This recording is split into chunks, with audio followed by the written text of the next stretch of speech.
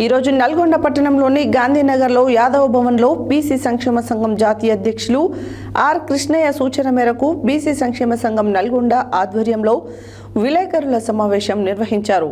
ఈ సమావేశంలో బీసీ సంక్షేమ సంఘం జాతీయ ఉపాధ్యక్షులు మిర్యాల యాదగిరి, బీసీ సంక్షేమ సంఘం జిల్లా అధ్యక్షుడు దుడుకు లక్ష్మీనారాయణ మాట్లాడుతూ ఈ రాష్ట్ర ప్రభుత్వం ఎన్నికల ముందు ఇచ్చిన హామీ మేరకు బీసీలకు స్థానిక సంస్థల్లో 42% రిజర్వేషన్లు కేటాయించాలన్నారు. ఈరోజు నల్గొండ పట్టణంలోని గాంధీనగర్లో యాదవ్ భవన్లో బీసీ సంక్షేమ సంఘం జాతీయ అధ్యక్షులు ఆర్ కృష్ణయ్య సూచన మేరకు బీసీ సంక్షేమ సంఘం నల్గొండ ఆధ్వర్యంలో విలేకరుల సమావేశం నిర్వహించడమైనది. ఈ సమావేశంలో బీసీ సంక్షేమ సంఘం జాతీయ ఉపాధ్యక్షులు మిర్యాల యాదగిరి, బీసీ సంక్షేమ సంఘం జిల్లా అధ్యక్షుడు దుడుకు లక్ష్మీనారాయణ మాట్లాడుతూ ఈ రాష్ట్ర ప్రభుత్వం ఎన్నికల ముందు ఇచ్చిన హామీ మేరకు బీసీలకు స్థానిక సంస్థల్లో 42% రిజర్వేషన్లు కేటాయిస్తామని హామీ ఇచ్చి శాసనసభలో బిల్లు పెట్టి ఆమోదించడానికి స్వాగతిస్తూనే ఆ బిల్లుకు చట్టభద్రత కల్పిస్తూ వెంటనే జీవో జారీ చేసి స్థానిక సంస్థల ఎన్నికలు నిర్వహించాలని నల్గొండ బీసీ సంక్షేమ సంఘం నుండి డిమాండ్ చేస్తున్నామన్నారు. బీసీ బిల్లును కేంద్రానికి పంపించామని, అక్కడి నుండి జవాబు రాలేదని కేంద్రంపై నెట్టి ఆ పార్టీ పరంగా 42% రిజర్వేషన్లు కేటాయిస్తామని చెప్పి స్థానిక సంస్థల్లో ఎన్నికలు నిర్వహిస్తే బీసీ వర్గాలకు తీవ్ర అన్యాయం చేసినట్లేనని, ఎందుకంటే ఈ రాష్ట్ర ప్రభుత్వం వచ్చినప్పటి నుండి భర్తీ చేసిన ఏ నామినేట్ పోస్టుల్లో కూడా 42% రిజర్వేషన్లు కల్పించలేదు. మంత్రివర్గంలో కానీ, నామినేటెడ్ పోస్టుల్లో కానీ, కార్పొరేషన్లో కానీ తీవ్ర అన్యాయం చేసింది. కావున ఇప్పుడు కేటాయిస్తామంటే చెప్తే మేము నమ్మే పరిస్థితిలో లేమన్నారు. ఇది బీసీలకు మోసం చేయడమే అని కాంగ్రెస్ పార్టీ అధినేత రాహుల్ గాంధీ తెలంగాణ రాష్ట్ర ప్రభుత్వం బీసీల విషయంలో దేశానికి రోల్ మోడల్ చెప్తూ 75 సంవత్సరాలుగా బీసీలకు జరుగుతున్న అన్యాయం ఎండకడుతూ మేము అధికారంలోకి వస్తే బీసీలకు న్యాయం చేస్తామని చెప్తున్నటువంటి మాటలను కూడా ఈ రాష్ట్ర ప్రభుత్వం బేఖరారు చేయడం జరుగుతుంది. కాబట్టి బీసీలకు 42% రిజర్వేషన్లు కల్పిస్తూ రాష్ట్ర ప్రభుత్వం జీవో విడుదల చేయాలని, ఇచ్చిన హామీని నిలబెట్టుకోవాలని నల్గొండ బీసీ సంక్షేమ సంఘం నుండి డిమాండ్ చేస్తూ ఉన్నాం.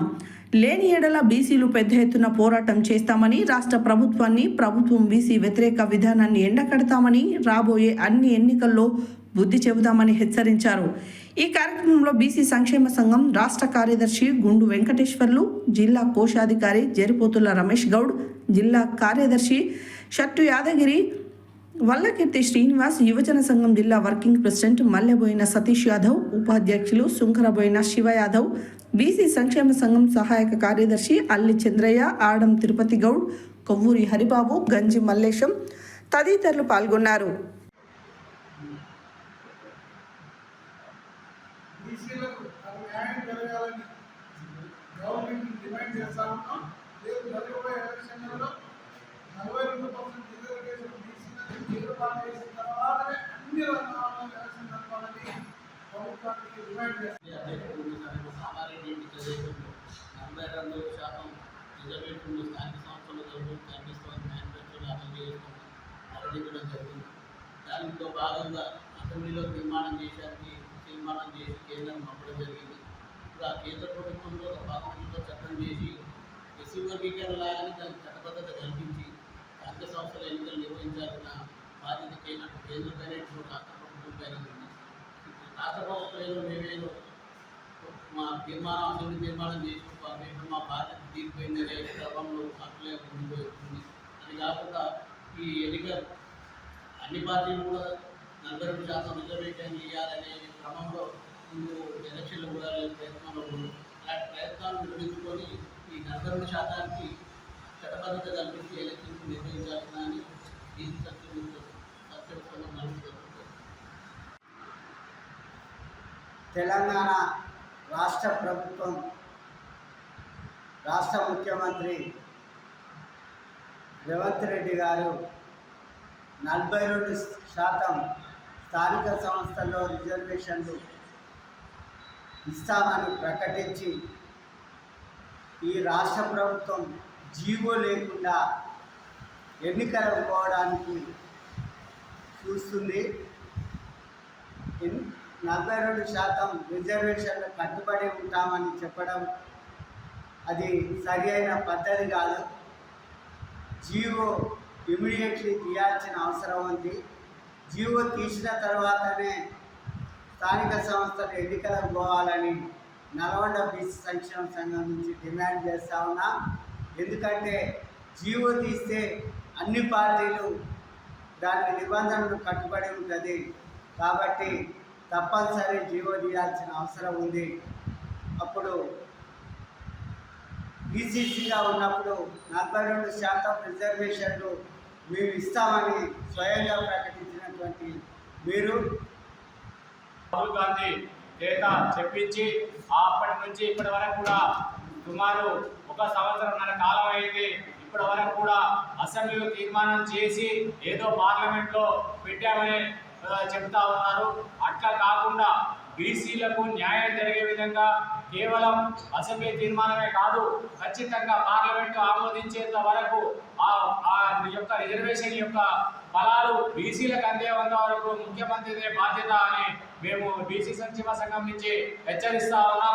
అదేవిధంగా ఈ రాష్ట్ర ప్రభుత్వం వచ్చిన తర్వాత బీసీలకు ఇప్పటి వరకు ఎన్ని కార్పొరేషన్లు ఇచ్చింది, ఎన్ని నామినేటెడ్ పోస్టులు ఇచ్చింది. ఇవాళ ఒక్కసారి రాజకీయ ఉద్దండులు ముఖ్యమంత్రి గారు, అదేవిధంగా మంత్రులు కూడా ఆ సమాలోచన చేసి ఇకనైనా ఇస్తామని చెప్పుకోవడం జరిగింది. దాన్ని ఇంప్లిమెంట్ చేయమనేదే ప్రజల ఆకాంక్ష. దాన్ని అసెంబ్లీలో తీర్మానం చేసిన దాన్ని జీవో తయారు చేసేసి జరగబోయే స్థానిక ఎలక్షన్స్ కానీ, తర్వాత జెడ్పీసీ కానీ, ఎంపీటీసీ కానీ, మున్సిపాలిటీ కానీ దానికి ప్రాధాన్యత ఇవ్వాలని కోరుతా ఉన్నాం. ఏ ప్రభుత్వం ఎవరు నిర్ణయించినా ప్రజలకు తనకు న్యాయం జరిగే విధంగా ఏ ప్రభుత్వమైనా ఆలోచించాలని, కానీ వాళ్ళు చేసింది మేము చేస్తున్నాం, మేము చేసింది వాళ్ళు చేస్తారా అంటే ఈ కాలయాపన జరిగి బీసీలకు అన్యాయం జరిగిపోతూ ఉన్నది. 54-55% బీసీలకు ఎంత అన్యాయం జరుగుతుందో ఒకసారి ఆలోచించవలసిన విషయం. ఈ యొక్క తెలంగాణలో కాంగ్రెస్ ప్రభుత్వం వచ్చిన తర్వాత కార్పొరేషన్లో కానీ ఇంకే ఇతర వాళ్ళు కానీ ఎంతమందికి బీసీకి తెలియదని ఒకసారి అందరూ కూడా ఆలోచించవలసిన విషయం. రాజకీయ నాయకులు, తలబడిన రాజకీయ నాయకులు కూడా కాంగ్రెస్ ప్రభుత్వం జరిగింది. బీసీలకు ఎంత న్యాయం చేస్తున్నాం, నామినేట్ పోస్టులో కూడా దానికి న్యాయం కూడా లేకుండా పోయింది.